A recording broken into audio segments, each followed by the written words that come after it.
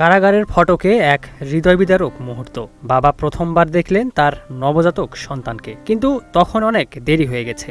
শিশুটি আর বেঁচে নেই। লক্ষ্মীপুর জেলা কারাগারে ঘটে যাওয়া এই ঘটনা ছুঁয়ে গেছে হাজারো মানুষের হৃদয়। একটি হত্যা মামলায় কারাবন্দী ছিলেন ফারুক হোসেন নামে এক যুবক। এরই মধ্যে 5 দিন আগে তার স্ত্রী বৃষ্টি আক্তারের কোল জুড়ে আসে একটি নবজাতক সন্তান। কিন্তু জন্মের পর থেকেই অসুস্থ ছিল শিশুটি। চিকিৎসাধীন অবস্থায় মারা যায় সেই নবজাতক।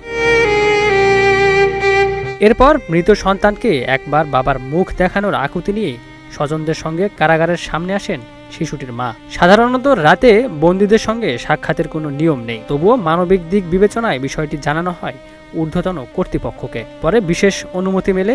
রাত তখন প্রায় 12টা। চারপাশ নিস্তব্ধ। জেলা কারাগারের সামনে দাঁড়িয়ে থাকা একটি অ্যাম্বুলেন্সে মৃত শিশুটিকে নিয়ে অপেক্ষা করছিলেন মা ও স্বজনরা। এরপর কারা ফটকে আনা হয় কারাবন্দী ফারুককে। নিজের সন্তানের নিথর দেহ কোলে তুলে নেন তিনি। আদর করেন, তাকিয়ে থাকেন ছোট্ট মুখটার দিকে। আর তখনই বুক ভাঙা কণ্ঠে তিনি বলে ওঠেন, স্যার কথা বলে না যে।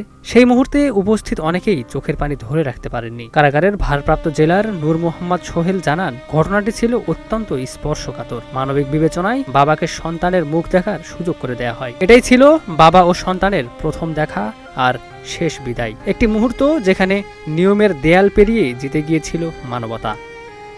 Ikramuzzaman, news flash 71।